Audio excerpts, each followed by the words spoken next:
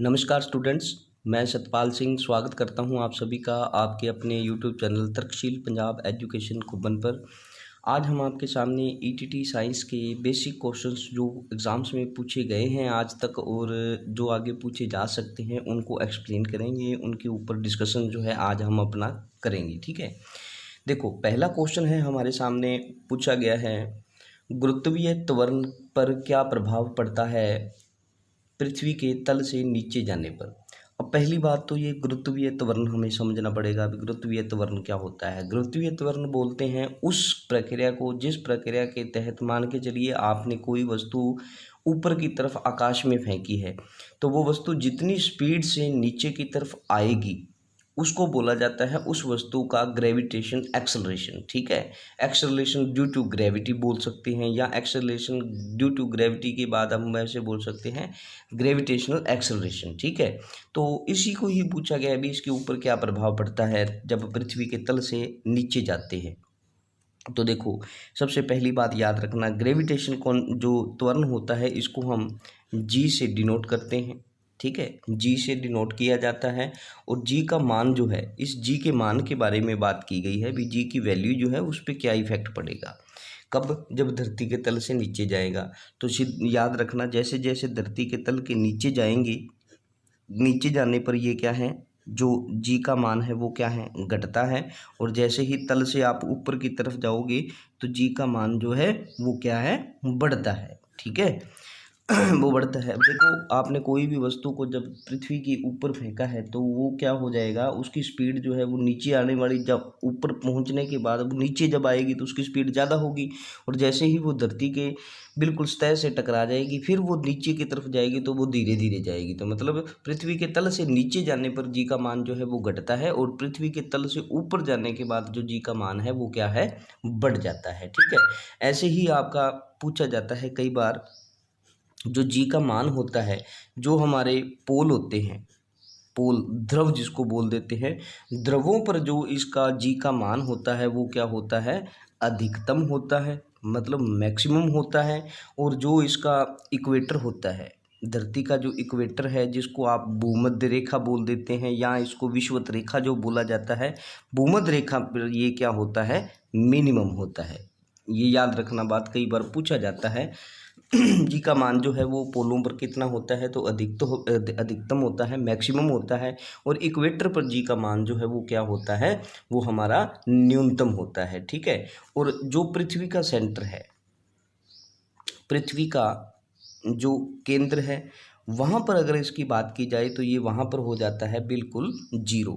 अब जी का मान जीरो कब होता है, तो वो होता है पृथ्वी के बिल्कुल सेंटर पर जाने के बाद, और सेंटर पे जो है जीरो हो जाता है। और आगे देखा जाए तो जो जी की वैल्यू होती है, वैसे जो जी की वैल्यू ली जाती है वो कितनी होती है, तो वो होती है 9.8 मीटर पर सेकेंड स्क्वायर। ठीक है, 9 ये चीज़ भी पूछी जाती है और ये सारे जितने भी फैक्ट हमने बात की हैं सभी के ऊपर बात जो है वो पूछी जाती है। ठीक है, और ये वाली जो वैल्यू बताई गई है ना जी, 9.8 मीटर पर सेकेंड स्क्वायर, ये जी की वैल्यू होती है। और ये जी की वैल्यू कहाँ पर बताई जाती है, तो ये बताई जाती है 45 डिग्री जो हमारा अक्षांश है, 45 डिग्री जो अक्षांश है वहाँ पर, और जो हमारा समुद्र तल है, ठीक है, समुद्र तल है जो, वहाँ पर जो ये वैल्यू बताई जाती है। ठीक है, तो इसके ऊपर भी बात हमने की।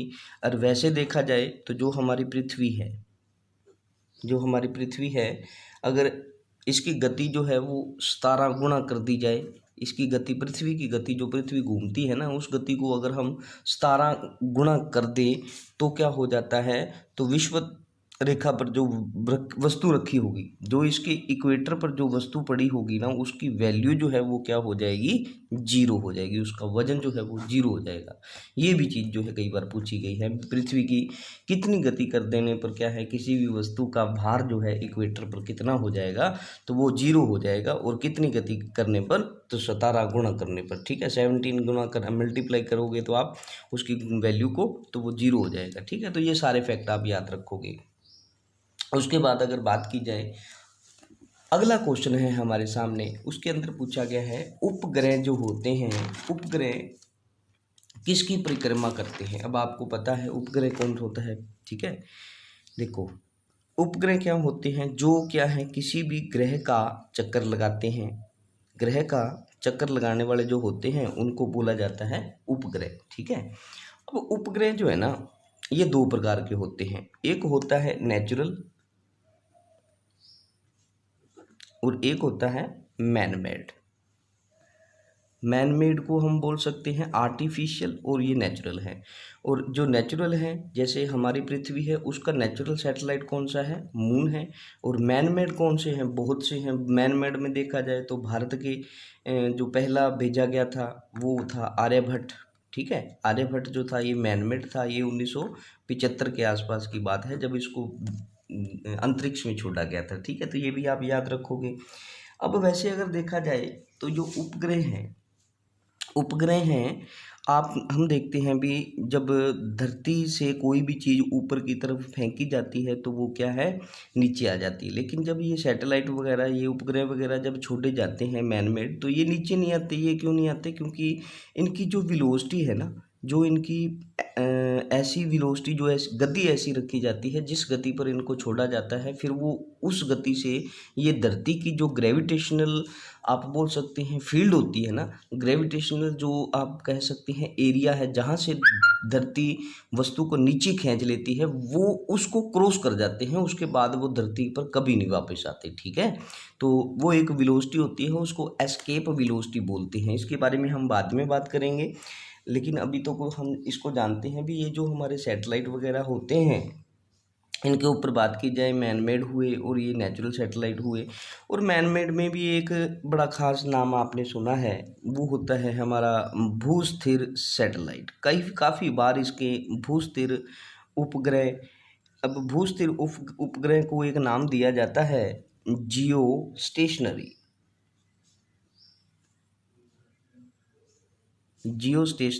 सैटेलाइट। अब जियो स्टेशनरी सैटेलाइट जो है इसके ऊपर कई बार बात पूछी जाती है। अब ये जो जियो स्टेशनरी सैटेलाइट को भूस्थिर उपग्रह भी बोला जाता है। क्यों इसको ऐसा बोला जाता है, तो इसको ऐसा इसलिए बोला जाता है भी एक तो इसकी जो सिचुएशन होती है वो बिल्कुल पृथ्वी के बराबर होती है। जहाँ पर पृथ्वी घूम रही है, जिस ऑर्बिट में पृथ्वी घूम रही है उसी ऑर्बिट में इस सैटेलाइट को छोड़ा जाता है। और ये भी धरती के साथ बिल्कुल उसी तरीके से घूमता है जैसे धरती घूमती है। जैसे धरती अपना चक्कर जो है वो 24 घंटे में पूरा करती है, सेम वैसे ही जियो स्टेशनरी सैटेलाइट जो होता है वो भी 24 घंटे में अपना चक्कर जो है पूरा करता है, रिवॉल्विंग जो है वो धरती के चारों तरफ कर लेता है, ठीक है। और ये जो हमारा भूस्थिर सैटेलाइट होता है इसको क्या है हम देखा जाए तो छोड़ा जो जाता है इसको कितनी ऊंचाई पर छोड़ा जाता है, तो इसको बताया जाता है कम से कम ये 36,000 किलोमीटर की जो ऊंचाई होती है उस ऊंचाई में इसको छोड़ दिया जाता है। और वहाँ पर जाकर ये जिस ऑर्बिट में धरती सूरज का चक्कर लगा रही है उसी ऑर्बिट में जाकर ये सैटेलाइट हमारा जियो स्टेशनरी सैटेलाइट ये धरती का जो चक्कर है वो लगाना शुरू कर देता है, ठीक है। और ये इसीलिए इसको बोलते हैं क्योंकि धरती का और इस सैटेलाइट का ऑर्बिट जो है ना वो सेम होता है, इसलिए इसको बोलते हैं जियो स्टेशनरी सैटेलाइट, ठीक है।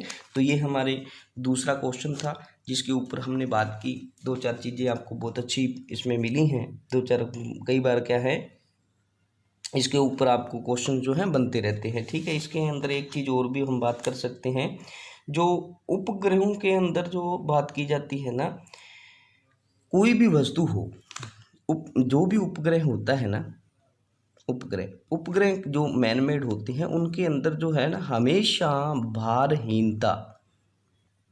भारहीनता वेटलेसनेस जो है वो बनी रहती है। वेटलेसनेस आपने देखा होना कभी भी स्पेस में जो आदमी जाते हैं उपग्रह के अंदर होते हैं जो वो उड़ते रहते हैं, है ना, तो उनका मतलब जो भार होता है ना वो बिल्कुल जीरो हो जाता है। भारहीनता की स्थिति किस में रहती है, तो वो हमेशा उपग्रह में रहेगी, उपग्रह में, ठीक है।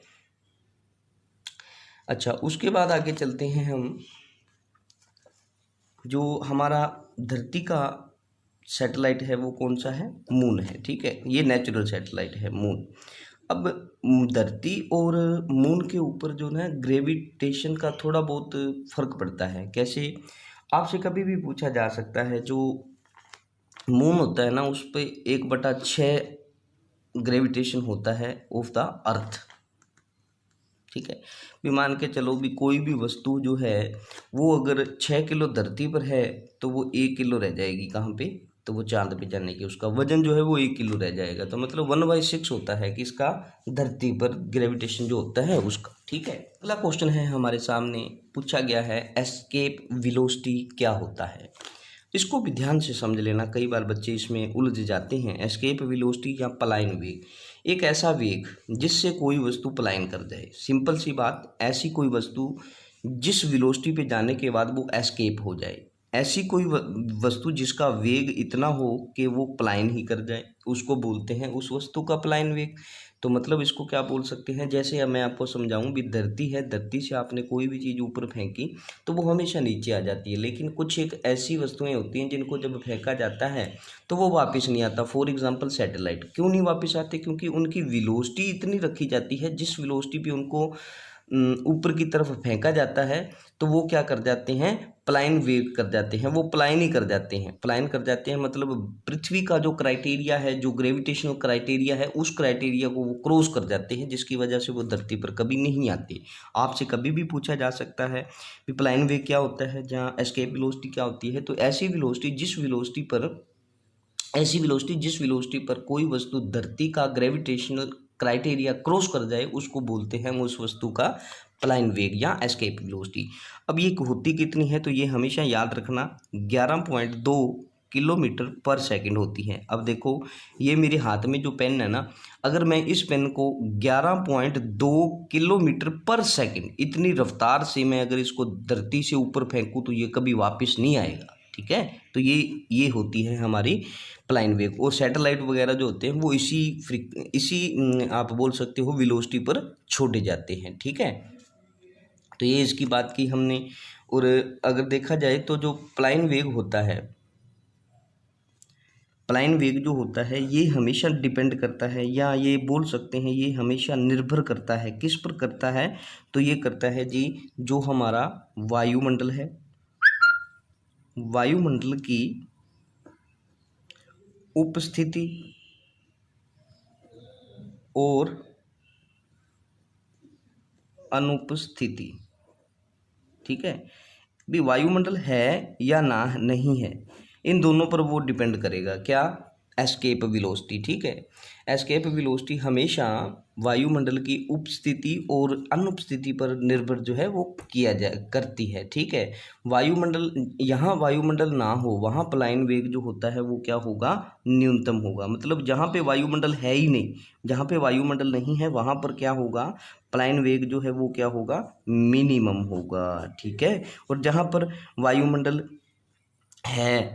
वायुमंडल है वहाँ पर क्या होगा, मैक्सिमम होगा। तो ये इसी बात को ही बोला गया है भी जो पलायन वेग होता है हमारा वायुमंडल की उपस्थिति और अनुपस्थिति पर निर्भर करता है। और निर्भर कैसे करेगा, जहाँ पर वायुमंडल की उपस्थिति होगी, मतलब जहाँ पे वायु किसी भी अगर प्लेनेट के ऊपर एटमॉस्फेयर है तो वहाँ पर क्या है, जो हमारा एस्केप वेलोसिटी है वो ज़्यादा रहेगी, और जहाँ पे एटमॉस्फेयर नहीं है वहाँ पर क्या होगा, मिनिमम रहेगी। ठीक है, तो यही इसके ऊपर बात थी। अगला बात किया जाए तो देखो जितना ज़्यादा इस बात से ना एक चीज़ और लेकर चल सकते हैं भी, जितना ज़्यादा वायुमंडल डेंसर होगा, वायुमंडल जितना ज़्यादा डेंसर होगा मतलब जितना ज़्यादा सघन होगा, सघन मतलब जितना ज़्यादा घना होगा, उतनी ज़्यादा उस पर क्या होगा, पलायन वेग होगा। मतलब उतना ही उस पर एस्केप वेलोसिटी की मात्रा जो है वो ज़्यादा रहने वाली है। मतलब जैसे हमारा धरती है ना, इसके ऊपर जितनी गैसें वगैरह हैं एटमॉस्फेयर के अंदर, उसके अकॉर्डिंगली 11.2 किलोमीटर पर सेकंड की रफ्तार जो है वो मानी गई है भी, ये हमारी एस्केप वेलोसिटी है। अगर ये जो हमारे वायुमंडल में जो गैसें बताई जाती हैं अगर इनकी मात्रा कम हो तो क्या हो जाएगा, फिर उतना ही हमें इस एस्केप वेलोसिटी की जो मात्रा है वो उसको एक्सटेंड करना पड़ेगा। ठीक है, तो यही बात जो है इसमें बोली गई है। ठीक है, अगला है हमारा क्वेश्चन भी जो हमारी कील होती है। ठीक ठीक है।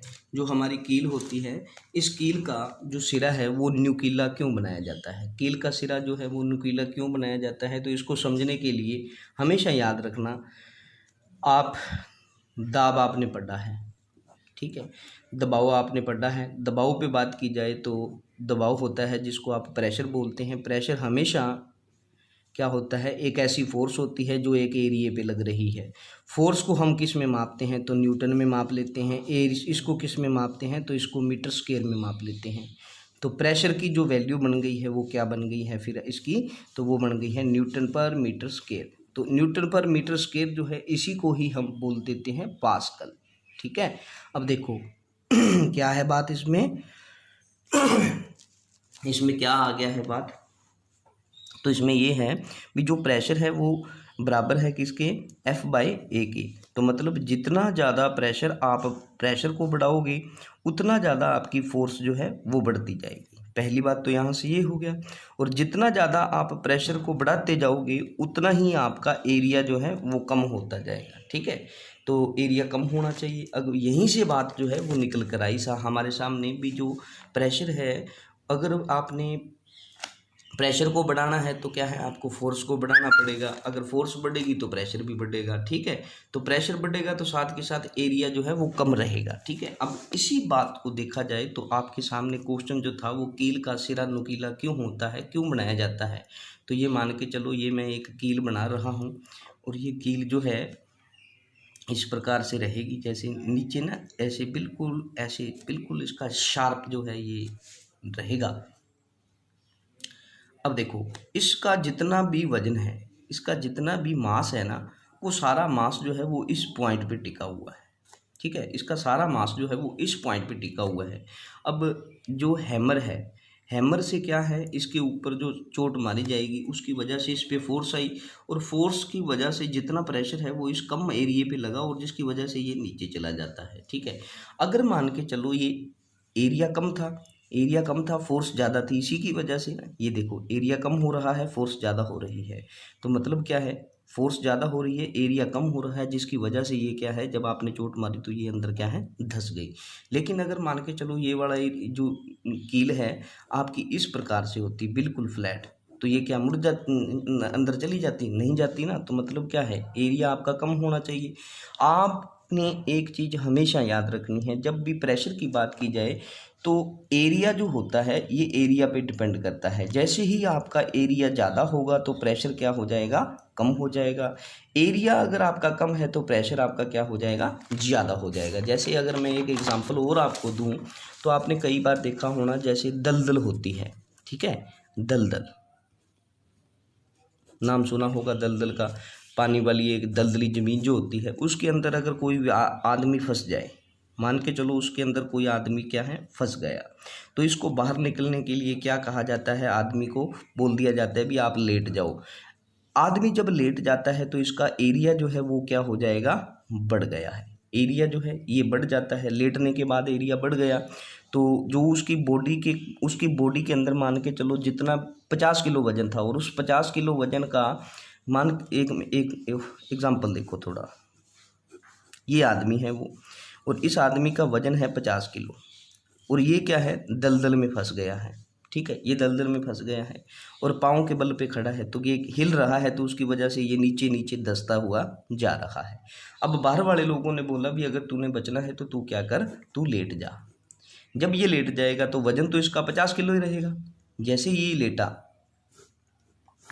ये लेटा इसका वजन तो है 50 किलो ही, लेकिन इसका 50 किलो का वजन जो है ना, ये एरिया ज़्यादा कवर कर रहा है। पहले ये थोड़ा सा एरिया कवर कर रहा था, अब इतना बड़ा एरिया कवर कर रहा है, जिसकी वजह से क्या होगा, ये आसानी से अपनी उस दलदल से क्या हो जाएगा, बाहर निकल जाएगा। तो ये इसके लिए ज़रूरी हुआ। और यहाँ पर यह क्या हुआ भी, एरिया आपका ज़्यादा हुआ तो प्रेशर कम हो गया, और प्रेशर कम हुआ तो एरिया ज़्यादा हो गया, ठीक है। तो यही चीज़ हुई ना इसी में, और यही बात हमने यहाँ पर बोली थी। एफ जो हमारा प्रेशर था वो क्या था, F=F/A, मतलब फोर्स भी जो होती है वो क्या है, प्रेशर जितना बढ़ता जाएगा उतनी फोर्स बढ़ती जाएगी, और जितना एरिया आपका बढ़ता जाएगा उतना प्रेशर जो है वो कम होता जाएगा, ठीक है। तो यही बात इसके ऊपर जो है हमने बोली थी, ठीक। अब आपने देखा होना, इसके ऊपर और भी एग्जांपल ले सकते हैं हम, जैसे ऊंची अड्डी के बूट कभी सूट कभी पहने होने आपने, ऊंची अड्डी के जो हील वाले जो सैंडल वगैरह होते हैं या जो ऊंची अड्डी के जो जूते होते हैं, उनको आप जब जाओगे तो रेत पे चला जाए उनसे तो वो कभी नहीं चला जाएगा, क्योंकि आदमी का जो पूरा वजन है वो जो जूते हैं उसकी जो वो ये टो है यहाँ पर क्या है, वो वजन सारा यहाँ आ जाता है और वो धंस जाते हैं, जिसकी वजह से आप रेत पे चल नहीं पाओगे। ठीक है। और आप ऊंट देखते हैं ना, ऊंट होता है ऊंट, ये इसके पाँव जो होते हैं ये बहुत बड़े होते हैं। ठीक है, पाँव बड़े होते हैं और गुद्देदार होते हैं, जिसकी वजह से 4 पाँव, तो पूरा ऊंट का जितना वजन है वो इन 4 पाँव पे आ जाता है। 4 पाँव पे जब वजन आ जाता है तो वो क्या है भी, ऊंट वहाँ पे आसानी से चल लेते हैं। और हम जो हैं अपने ऊंची अड्डी वाले बूट लेकर गए, जूते लेकर गए और चलना शुरू किया, लेकिन हम चल नहीं पाए। ठीक है, तो ये इस प्रकार से इसका सारा कॉन्सेप्ट जो है रहता है। ठीक है, तो ये आज की हम बातें थी, अच्छे क्वेश्चन थे, उम्मीद करता हूँ कॉन्सेप्ट भी आपको समझ में आया होगा। मैक्सिमम मैंने ट्राई की है भी आपको हर एक चीज़ जो है बड़ी आसानी से समझ आ जाए। तब तक के लिए थी, अब अगले नेक्स्ट लेक्चर में आपसे बात करेंगे, नेक्स्ट लेक्चर में और नए क्वेश्चन आपके सामने लेकर आएंगे। तब तक के लिए धन्यवाद आप सभी मेरे दोस्तों का। प्लीज़ आप अपने दोस्तों तक मैक्सिमम अपने इस चैनल को प्रमोट कीजिए, लोगों तक पहुंचाइए, हमें आपके सहयोग की अति आवश्यकता है। धन्यवाद जी।